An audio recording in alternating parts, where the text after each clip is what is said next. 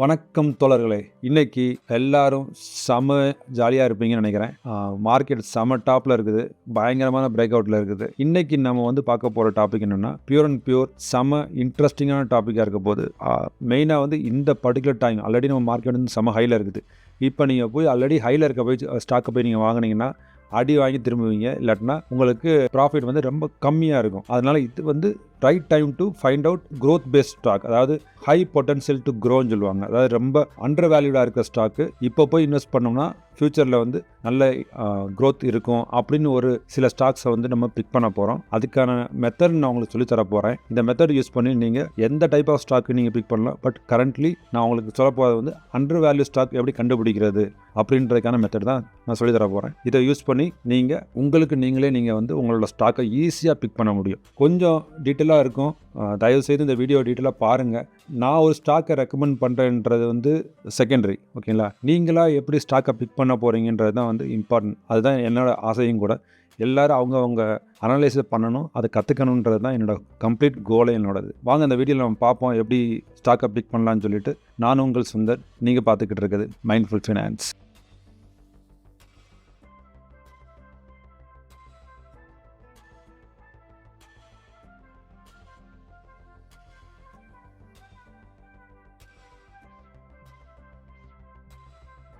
வாங்க. ஸோ இப்போ இப்போ கரண்ட் ஸ்டேட்டஸ் நம்ம என்னென்னு மார்க்கெட் நிலவரத்தை நம்ம கொஞ்சம் ஃபஸ்ட்டு பார்த்துக்குறோம். அதுக்கப்புறமா நம்ம நெக்ஸ்ட் ஸ்டெப் போவோம். ஸோ கரண்ட் மார்க்கெட் நிலவரத்தை நம்ம இப்போ பார்த்துருவோம். எப்படி இருக்குது நிஃப்டி பார்த்தீங்கன்னா செம ஹைக் போயிடுச்சு. இதோட பேட்டர்ன் என்னென்னா, நான் அனலைஸ் பண்ணிட்டு இருக்கும்போது என்ன பார்த்தேன்னா, இது அசெண்டிங் ட்ரையாங்கிள் சொல்லி சொல்லுவாங்க இந்த பேட்டர்ன். ஸோ இதை பிரேக் அவுட் கொடுத்துருக்கு. இது புல்லிஷ் பேட்டர்ன். ஸோ இது கிளியராக நமக்கு பிரேக் அவுட் கொடுத்துச்சு. நான் இதை எப்படியும் இது கீழே போகும்னு நினச்சி எதிர்பார்த்தேன். பட் ஆனால் இந்த பிரேக் அவுட் பார்த்தீங்கன்னா செம பிரேக் அவுட்டாக இருக்குது, பவர்ஃபுல் பிரேக் அவுட், வால்யூமும் ஜாஸ்தியாக இருக்குது. பேட்டர்ன் ரொம்ப பவர்ஃபுல் பேட்டர்ன் கூட. ஸோ என்னோட எதிர்பார்ப்பு என்னன்னா, இன்னும் 22,340 வரைக்கும் போறதுக்கான வாய்ப்புகள் இருக்குது, சரிங்களா? அதுக்கப்புறம் போய் கரெக்ஷன் ஆகலாம். ஸோ இதுதான் கரண்ட் சினாரியோ. ஸோ இப்படி ஒரு நிலவரத்தில் இருக்கும்போது எல்லா செக்டரும் ஹைல இருக்குது, எல்லா ஸ்டாக்ஸும் ஹைல இருக்குது. ஸோ இந்த டைம்ல எப்படி நம்ம சரியான ஸ்டாக்கை நம்ம அண்டர் வேல்யூ ஸ்டாக்காக கண்டுபிடிச்சி அதில் இன்வெஸ்ட் பண்ணுறது நம்ம பார்க்க போகிறோம். வாங்க உள்ளே இறங்குவோம். ஸோ இப்போ நான் உங்களுக்கு காட்ட போகிறது என்னென்னா, டிக்கர் டேப்னு ஒரு வெப்சைட். இது ஃப்ரீ வெப்சைட், எனக்கு ரொம்ப பிடிச்ச இது. நான் சப்ஸ்கிரிப்ஷன் வாங்கி வச்சுருக்கேன். நீங்கள் சப்ஸ்கிரைப் பண்ணலாம், ஃப்ரீயாகவும் யூஸ் பண்ணிக்கலாம், பிரச்சனை கிடையாது. நான் இது எதுனால உங்களுக்கு இதை நான் ரெக்கமெண்ட் பண்ணுறதுனால எனக்கு எதுவும் இதில் ஒரு பெனிஃபிட்டும் கிடையாது. ஸோ எனக்கு அதனால் நீங்கள் இதை ப்ராடக்ட் ப்ரொமோட் பண்ணுறேன் அப்படின்னு நினச்சிட்டாங்க.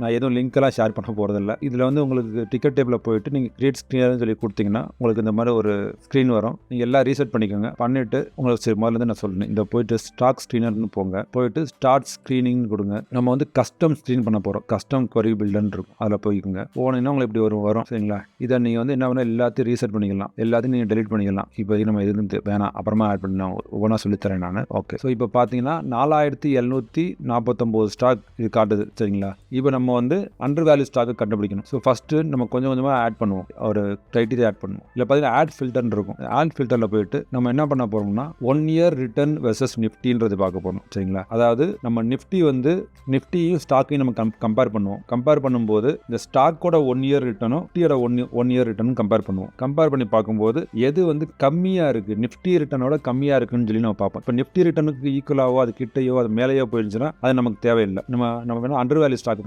கண்டுபிடிக்கணும். அதனால ரிட்டர்ன் எது கம்மியாக இருக்குன்னு சொல்லி பார்க்கணும். அதனால 1 year ரிட்டர்ன் வெர்சஸ் நிஃப்டின்ற ஒரு ஃபில்டர் போட்டுங்க, இப்படி உங்களுக்கு கிடச்சிடும். அடுத்து பார்த்தீங்கன்னா என்னோட 5 year இதோட அந்த கம்பெனி லாஸ்ட் 5 years இருக்கு பார்த்தீங்களா, பெர்ஃபார்மன்ஸ் எனக்கு வேணும். அதனால 5 year ஹிஸ்டாரிக்கல் ரெவன்யூ growth எடுத்துக்கிறோம், ஓகேங்களா? அடுத்து பார்த்தீங்கன்னா 5 yearோட ப்ராஃபிட் மார்ஜின் எடுத்துக்கிறோம், ஓகேங்களா? அடுத்து ரிட்டர்ன் ஆன் ஈக்விட்டி, சரிங்களா? இதை எடுத்துக்கிறோம். அடுத்து என்னன்னா என்னோட மார்ஜின், நெட் மார்ஜின் வேணும் எனக்கு. ஸோ நெட் ப்ராஃபிட் மார்ஜின் எடுத்துக்கிறேன் நான், ஓகேங்களா? இதெல்லாம் ஃபில்டர் கிரைட்டீரியா. ஸோ இப்போ உங்களுக்கு கிடச்சிருது. இப்போ இதிலே பார்த்தீங்கன்னா இப்போ 1 year ரிட்டர்ன் பார்த்தீங்களா காட்டுதுங்களா? இது பேஸ் பண்ணி நான் ஃபில்டர் பண்ணேன்னா ஸ்டில் நான் எனக்கு கிரைட்டீரியா இன்னும் போடல. ஸோ எல்லா ஸ்டாக்குமே தெரியும், பட் நான் ஜஸ்ட் உங்களுக்கு ஐடியா கொடுக்குறேன் நான். இப்போ 1 year ரிட்டர்ன் பார்த்தீங்கன்னா இந்த ஸ்டாக்லாம் பார்த்தீங்கன்னா 10,000 டைம்ஸ் பெருசாக இருக்குது. ஸோ நம்ம நெகட்டிவ்ல பார்க்கணும். நெகட்டிவ்ல பார்த்தா நிறைய ஜீரோவில் இருக்குது, சில பாருங்க -100லாம் இருக்குது, சரிங்களா? இப்போ நம்ம என்ன பண்ண போறோம்னா இதை கொஞ்சம் குறைப்போம். அதாவது இந்த ரிட்டர்னில் போயிட்டு எனக்கு மேக்ஸிமம் எனக்கு நிஃப்டியோட கம்மியாக வேணும். அதனால ஒரு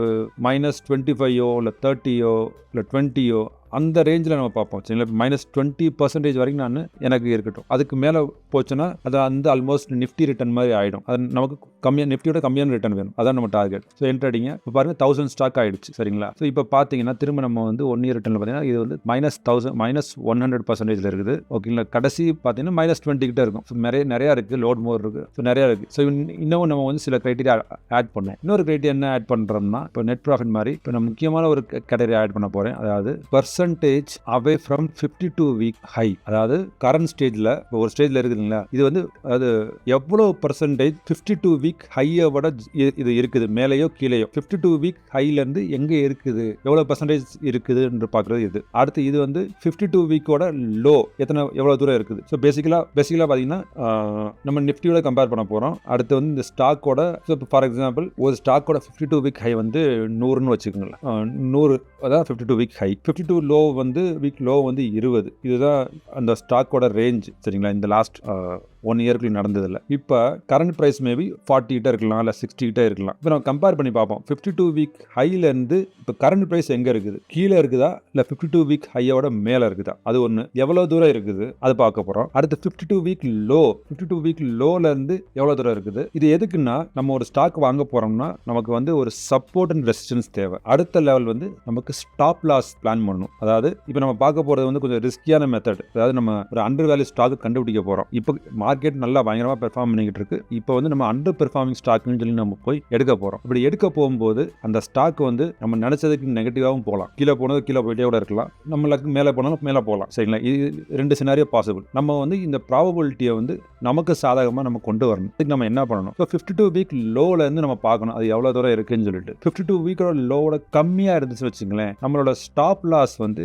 கொஞ்சம் கம்மியாக இருக்கும். இப்போ கரண்ட் ப்ரைஸ் ஃபார் எக்ஸாம்பிள் 30 ரூபாயில் இருக்குது. உங்களோட 52 வீக் லோ வந்து 20 ரூபா வச்சுக்கலேன். 10 ரூபா வந்து உங்களுக்கு stop loss. So in case loss ஆச்சுன்னா நீங்கள் அந்த 10 ரூபா லாஸ் மீட் பண்ணுவீங்க. அதே 52 வீக் ஹை வந்து 100 ரூபீஸ் வச்சுக்கங்களேன், 30 ரூபாலேருந்து 70 ரூபா வரைக்கும் போகும். ஸோ 70 ரூபான்றது உங்களோட ரிவார்டு, 10 ரூபான்றது வந்து உங்களுக்கு ரிஸ்க். ஸோ 10 ரூபா ரிஸ்க் வச்சு நீங்கள் வந்து 70 ரூபா ரிவார்டை நீங்கள் எதிர்பார்த்து போக போறீங்க. ஸோ அதுதான் அந்த கான்செப்ட். ஸோ அதுதான் வந்து 50% away from 52 week high, % away from 52 week லோன்னு சொல்லி நம்ம போட போகிறோம். அடுத்து வந்து PE வந்து நமக்கு டிஃபால்ட் ஓகேங்களா. PE நமக்கு வேணும், PE ரேஷியோ இருக்குங்களா. அடுத்து செக்டார் PEன்னு ஒன்று இருக்குங்க, அதையும் எடுத்துக்கிறோம். இப்போ என்னன்னா PE ரேஷியோ நமக்கு தெரியும், செக்டர் PE ரேஷியோவும் PE நம்ம எதுக்கு பார்க்குறோம்னா இன்கேஸ் செக்டர் PEயோட கம்மியாக இருந்துச்சுங்களேன் அது நமக்கு ஒரு சாதகமான ஒன்று. இன்கேஸ் செக்டர் PEயோட ஜாஸ்தியாக இருந்துச்சுன்னா நம்ம அதை கன்சிடர் பண்ண வேணாம், அதையும் நம்ம ரிஜெக்ட் பண்ணிடலாம். எதுக்குன்னா ஆல்ரெடி செக்டர் PEயோட ஜாஸ்தியாக இருக்கும்போது அந்த செக்டரில் அது டாப் பெர்ஃபார்மராக போயிடுச்சு. ஸோ அந்த செக்டார்லேயே நம்ம வந்து அண்டர் பெர்ஃபார்மிங் ஸ்டாக்கை தான் கண்டுபிடிக்கணும். ஸோ அதுக்காக தான் நம்ம 2 PE எடுத்துக்கிறோம். இப்போ எடுத்துட்டு நம்ம பார்க்கலாம். ஸோ இப்போ நமக்கு டேட்டா கிடைச்சிச்சு சரிங்களா.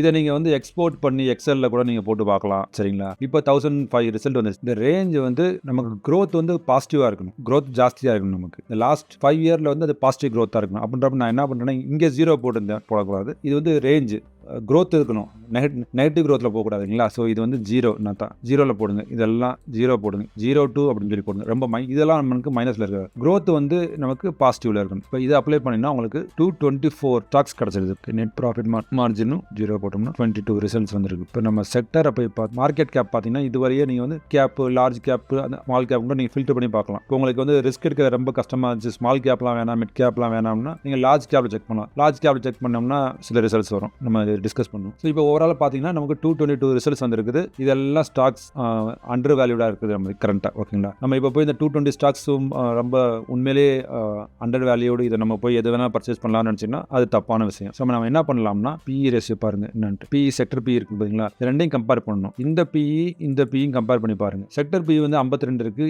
இதோட PE வந்து 133 இருக்கு, இப்போ ஜாஸ்தியாக இருக்கு. ஸோ இது வேணாம் நமக்கு. அப்போ இந்த கால்குலேஷன் நம்ம போட்டு நம்ம பார்க்கணும். அதுக்கு நம்ம என்ன பண்ணணும்னா ஒரு ஃபில்டர் நம்ம ஆட் பண்ணுவோம். கஸ்டம் ஃபில்டர் போய் பாருங்க. போயிட்டு நம்ம என்ன பண்ணுவோம்னா கரண்ட் PE இருக்குங்களா, PE ரேஷியோ மைனஸ் இப்போ கரண்ட் செக்டர் PE இருக்கு இல்லையா, அதை நம்ம செக்டர் PE இதுக்கு ஒரு மைனஸ், அதாவது என்ன சொல்லலாம்னா அண்டர் வேல்யூ PEன்னு ஒரு டைட்டில் வச்சுக்கலாம்.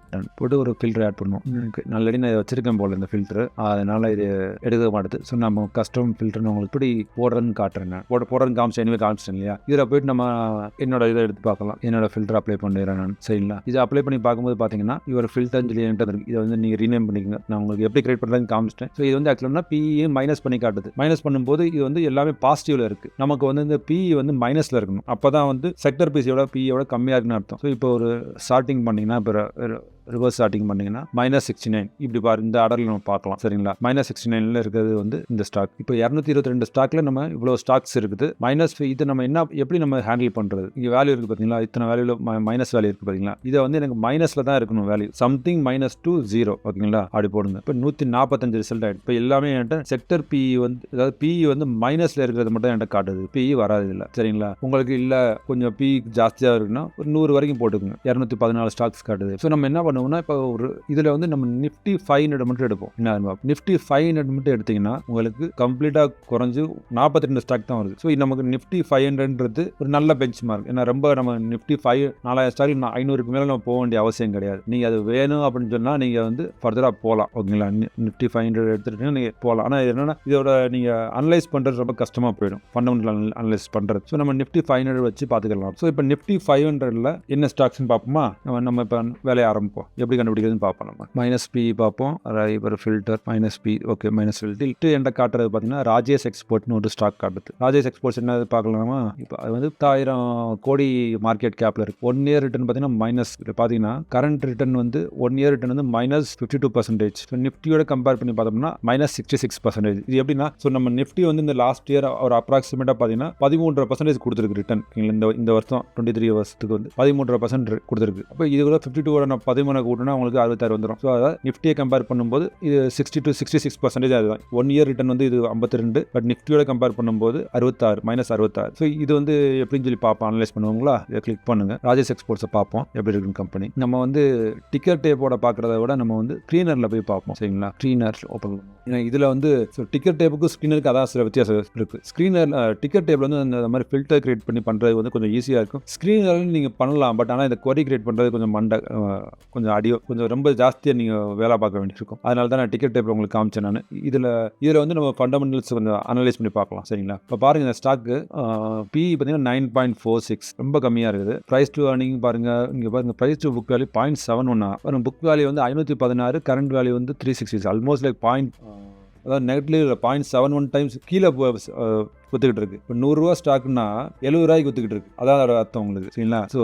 நல்ல அண்டர் வேல்யூவாக தெரியுது. டெட் டு ஈக்விட்டி பாருங்க, கடனே இல்லை கம்பெனிக்கு. ஸோ இதெல்லாம் பார்த்து சூப்பராக காட்டுது, நல்லா இருக்குது. பிஇ ரேஷியோ இந்த சார்ட் எடுத்து பார்த்தோம்னா பயங்கரமாக கீழே இருக்குது. ப்ராஃபிட் அண்ட் லாஸ்லாம் பாருங்க. ஸோ நான் இது ஆக்சுவலாக கொஞ்சம் இதுக்கு முன்னாடி நான் ரிசர்ச் பண்ணேன். நானும் இதை பார்த்துட்டு என்ன பண்ணலான்ட்டு, எதுக்கு ஃபண்டமெண்டல் அனாலிசிஸ் நான் பண்ணணும்னு சொல்கிறேன்னா இதுக்கு தான் ஒரு எக்ஸாம்பிள். இது மேலே நீங்கள் பார்த்தீங்கன்னு வச்சுங்களேன், இந்த ஸ்டாக் வந்து செமையாக இருக்குன்னு தெரியும் உங்களுக்கு. இதே இது நீங்கள் டெக்னிக்கல் போய் பார்த்தீங்கன்னா உங்களுக்கு டெக்னிக்கலே நான் காட்டுறேன். ஒரு எக்ஸாம்பிள் உங்களுக்கு இதை டெக்னிக்கல் காட்டுறேன். நான் டெக்னிக்கல் சார்ட் பார்த்தீங்கன்னு வச்சுக்கோங்க, டெக்னிக்கல் உங்களுக்கு பார்த்தா நல்லா தெரியும்.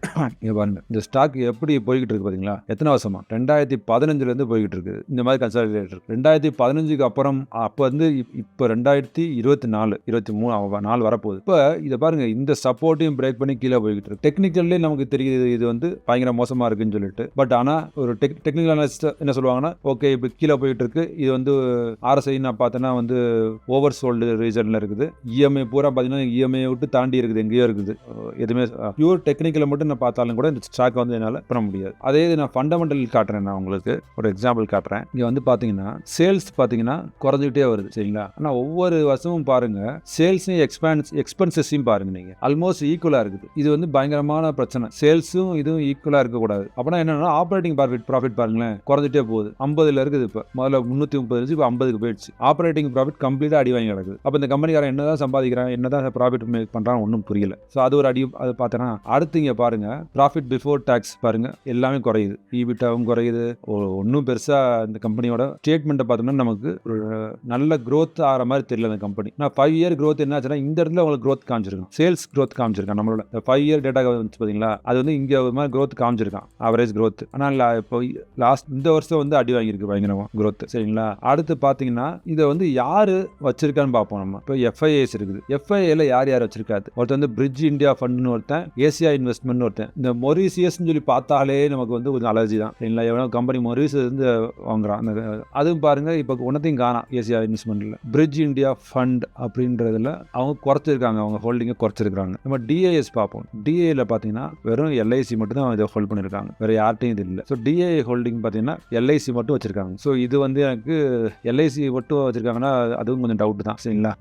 LIC தப்பா சொல்லலை, பட் நான் ரொம்ப விரும்புறது இல்லை. வேற யார்ட்டையுமே இல்லை DIS பார்த்தீங்கன்னா. அதே போல நான் இதோட இவங்களோட பிஸ்னஸை நான் இந்த ராஜேஷ் எக்ஸ்போர்ட்ஸோட நியூஸ்லாம் நான் எடுத்து படிச்சு பார்த்தேன். இதெல்லாம் பார்த்துட்டு என்னாச்சுன்னா இதில் வந்து பயங்கரமான லிட்டிகேஷன் போயிட்டு இருக்கு. கம்பெனி ஓனரே வந்து தங்க கடத்தல் பண்ணான்னு சொல்லி ஒரு கேஸ் போயிட்டு இருக்கு. எனிவேஸ் அதை பற்றி நான் டீட்டெயில் பார்க்க வேணாம். பட் ஓவராலாக பார்க்கும்போது ஃபண்டமெண்டல் பார்த்தீங்கன்னா கொஞ்சம் டீட்டெயிலாக நீங்கள் அனலைஸ் பண்ணி பார்த்தீங்கன்னா இந்த கம்பெனியில் பல பிரச்சனை போய்கிட்டு இருக்குங்க.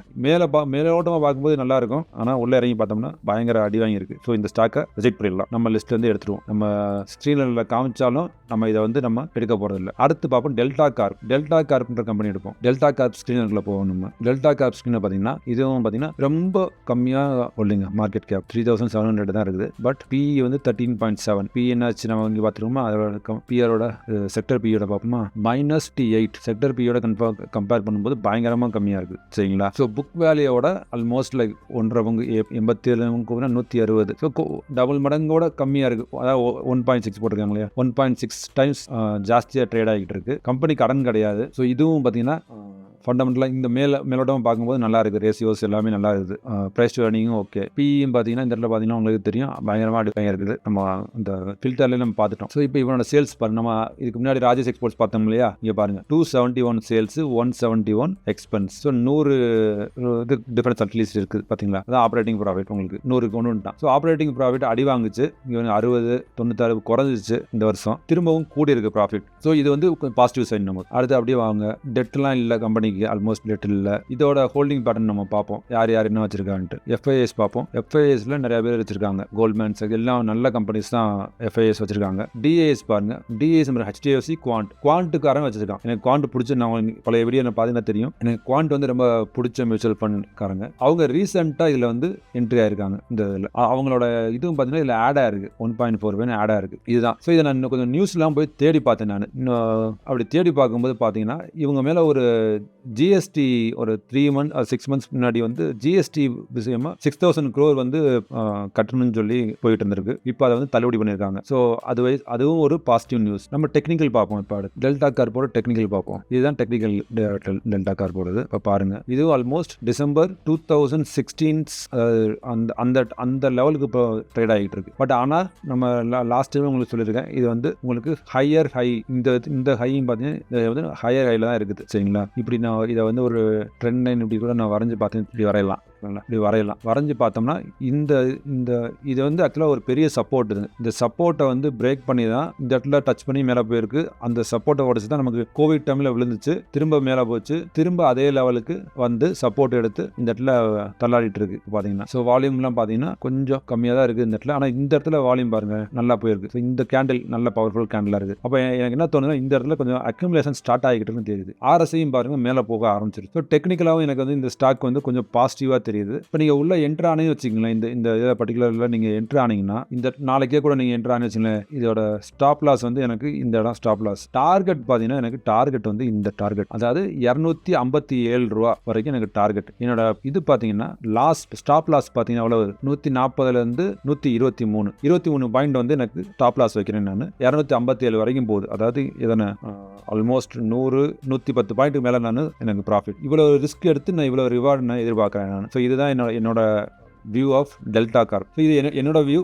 நீங்கள் உங்களோட சைடில் நீங்கள் பாருங்கள். ஸோ இந்த மாதிரி நீங்கள் வந்து இந்த லிஸ்ட்டை நீங்கள் போய் எடுத்து ஒவ்வொரு ஸ்டாக்காக நீங்கள் வந்து வேலிடேட் பண்ணணும். நீங்கள் நான் கொடுத்த ஃபில்டர் படி மிட் கேப் லார்ஜ் கேப் கூட நீங்கள் ஃபில்டர் பண்ணி குறைக்கலாம். ஃபார் எக்ஸாம்பிள் நாங்கள் அதையும் காமிச்சிடறேன் நான். ஸோ இப்போ பார்த்தீங்கன்னா இதில் லார்ஜ் கேப் போனோம்னா லார்ஜ் கேப்பில் உங்களுக்கு வந்து இந்த 3 ஸ்டாக் ஆடுது. அதாவது 2 அதானி இருக்குது. டாபர் எனக்கு ரொம்ப பெரிய இதெல்லாம் இன்ட்ரெஸ்ட் கிடையாது. அதானி ரெண்டுமே வந்து எனக்கு இன்ட்ரெஸ்ட் கிடையாது. நான் அதை ஃபாலோ பண்ணிட்டு இருக்கிறதுனால அந்த ஸ்டாக் எனக்கு பெருசாக ஈடுபாடு கிடையாது. ஸோ இந்த லார்ஜ் கேப்பில் இந்த 3 ஸ்டாக் ஸ்டாக்குமே வந்து பார்த்துக்கலாம். அப்போ லார்ஜ் கேப்பில் அண்டர் பெர்ஃபார்மன்ஸ் ஸ்டாக்கே நம்மளால கண்டுபிடிக்க முடியல இல்லை. ஸோ இது 3 தான் இருக்குது. ஸோ இது 3மே நல்லா எடுத்துக்க முடியாது. மிட் கேப் போய் பார்த்தீங்கன்னா மிட் கேப்பில் ஒரு 7 ஸ்டாக் இருக்குது. மிட் கேப் இந்த 7 ஸ்டாக்ல பார்த்தீங்கன்னா எனக்கு நான் ஃபாலோ பண்ணுறது பார்த்தீங்கன்னா யூபிஎல் ஃபாலோ பண்ணுறேன், பயோகான் ஃபாலோ பண்ணுறேன், குஜராத் கேஸ் ஃபாலோ பண்ணுறேன், பேஜ் இண்டஸ்ட்ரீஸ் நான் ஃபாலோ பண்ணுறேன். ஆனால் இது வந்து என்னால் வாங்க முடியாத இதோட கரண்ட் ப்ரைஸ் வந்து பயங்கரமாக ஹை, நம்மளால் இப்போதைக்கு அதை வாங்க முடியாது. ஸோ ஹனிவெல் அதே மாதிரி தான். ஸோ நம்ம யூபிஎல், பயோகான், இந்த குஜராத் கேஸ் கூட நம்ம பார்க்கலாம். ஸோ இந்த 3 ஸ்டாக்கும் ஓரளவுக்கு நீங்கள் கொஞ்சம் வேலிடேட் பண்ணுங்கள், நீங்களே போய் கொஞ்சம் செக் பண்ணுங்கள். பட் நான் உங்களுக்கு யூபிஎல் நான் காட்டுறேன். உங்களுக்கு யூபிஎல் பார்த்தீங்கன்னா யூபிஎல் டெக்னிக்கல் காட்டுறேன். உங்களுக்கு டெக்னிக்கல் பார்த்தா டக்குன்னு நமக்கு ஒரு ஐடியா கிடச்சிடும். இப்போ பாருங்கள், இப்படி போயிட்டு இருந்தது, அடி வாங்கி கீழே விழுந்துச்சு. இது வந்து ஒரு சப்போர்ட், சரிங்களா? இந்த இடத்துல தெரியுங்களா, இது பயங்கரமான சப்போர்ட் இருக்குது. ஏன்னா பல தடவை இங்கே அடி வாங்கி கீழே விழுந்துச்சு, அதை பிரேக் பண்ணி தான் மேலே போச்சு. இப்போ அந்த சப்போர்ட்டை தான் உடச்சி கீழே வந்து திரும்பவும் அந்த சப்போர்ட்டை, அது ரெசிஸ்டன்ஸ் வந்து திரும்ப உடச்சி சூப்பர் வால்யூம் பார்த்தீங்கன்னா நல்லா தெரியும். யூபிஎல் செம மேலே ஏறி இருக்கு. இதை வந்து இதோட ரிஸ்க் ரிவார்டு பார்த்தீங்கன்னாலும், இப்போ நான் இந்த இடத்துல நீங்கள் என்ட்ரி ஆனீங்கன்னா என்னோட இந்த கேண்டில் பார்த்தீங்களா, இதுவே பெரிய கேண்டில். ஸோ இதுக்கு ப்ரீவியஸ் கேண்டிலுக்கு பார்த்தீங்கன்னா இந்த இடத்துல நான் டாப் லாஸ் வச்சுட்டு என்னோட டார்கெட் பார்த்தீங்கன்னா ஆல்மோஸ்ட் இந்த இது வரைக்கும் நான் டார்கெட் வைக்கிறேன். 800, ஸோ 609லேருந்து 579, அது 80ன்னு வச்சுக்கங்களேன். ஸோ 20 30 பாயிண்ட் எனக்கு டாப் லாஸு. ப்ராஃபிட் பார்த்தீங்கன்னா எதிர்பார்க்குறது வந்து ஆல்மோஸ்ட் 200 பாயிண்ட்ஸ். ஸோ 20 பாயிண்ட் 30 பாயிண்ட்டை வச்சு டாப் லாஸ் போட்டு நம்ம வந்து 200 பாயிண்ட்டு நம்ம டார்கெட் நம்ம எதிர்பார்க்குறோம். ஸோ இது வந்து good risk reward risk. So company wise எனக்கு வந்து இது வந்து பாசிட்டிவான கம்பெனி தான். ஸோ இந்த வீடியோவில் இப்போ உங்களுக்கு க்ளீனாக புரிஞ்சுருக்குன்னு நினைக்கிறேன், எப்படி ஸ்டாக்கை அண்டர் வேல்யூ ஸ்டாக்கை கண்டுபிடிக்கிறதுன்னு சொல்லிட்டு. ஃபண்டமெண்டல் அனாலிசிஸ் பண்ணி இந்த டெக்னிக்கல் ரெண்டையும் கம்பேர் பண்ணுறது தான் கொஞ்சம் டைம் ஆகும். பட் அதையும் நான் உங்களுக்கு சொல்லி கொடுத்துட்டேன் எப்படி பார்க்குறதுன்னு சொல்லிட்டு. பேசிக்கலாக நீங்கள் வந்து பிஇ ரேஷியோ பார்க்கணும், அதோட ப்ராஃபிட் மார்ஜின் க்ரோத் எப்படின்னு பார்க்கணும், கொஞ்சம் நியூஸையும் நீங்கள் போய் படிக்கணும், எப்படி என்ன பெர்ஃபார்ம் பண்ணிக்கிட்டு இருக்குது அப்படின்னு சொல்லிட்டு. அடுத்து ஆனுவல் ரிப்போர்ட்டில் போய்ட்டு மேனேஜிங் டைரக்டர் யாரோ அவங்க அது என்ன சொல்லியிருக்கிறாங்க, அதை பற்றி ஏதாவது க்ரோத்தை பற்றி ஏதாவது சொல்லியிருக்காங்களா, அதெல்லாம் கொஞ்சம் படித்து பார்க்கணும். படித்து பார்த்தீங்கன்னா உங்களுக்கு ஐடியா கிடைக்கும். இது டைம் டேக்கிங் டாஸ்க் தான், பட் நீங்களே இதை பண்ணும்போது உங்களுக்கே ஒரு பெருமையாக தெரியும், நம்மளால் இதெல்லாம் பண்ண முடியும்னு சொல்லிட்டு. நீங்கள் போய் 4 பேருக்கு சொல்லலாம், நான் பாரு இந்த கம்பெனி சூப்பராக பண்ணுது, அதுக்கு ரீசன் வந்து இதுதான், அந்த ஸ்டாக்கை நான் வாங்கியிருக்கேன், வாங்கியிருக்கிறது ரீசன் இதுதான் அப்படின்னு சொல்லி நீங்கள் போல்டாக பெருமையாக பேச முடியும். அதுதான் நம்மளோட மைண்ட்ஃபுல் ஃபினான்ஸோட மெயின் கோலு. உங்களுக்கு புரிஞ்சிருக்குன்னு நினைக்கிறேன். புரிஞ்சால் இதில் லைக் பண்ணுங்கள், உங்கள் ஃப்ரெண்ட்ஸ்லாம் ஷேர் பண்ணுங்கள், இந்த சேனலை சப்ஸ்கிரைப் பண்ணுங்கள், நோட்டிஃபிகேஷன் பட்டனை மறக்காமல் ப்ரெஸ் பண்ணிடுங்க. அப்போ தான் நான் போகிற வீடியோ உங்களுக்கு வரும். என்னோடய வீடியோஸ் நிறையா பேருக்கு ரீச் ஆக மாட்டுது. தயவுசெய்து இதை ரீச் அவுட் பண்ணுங்கள், எல்லாத்துக்கும் ஷேர் பண்ணுங்கள். நன்றி.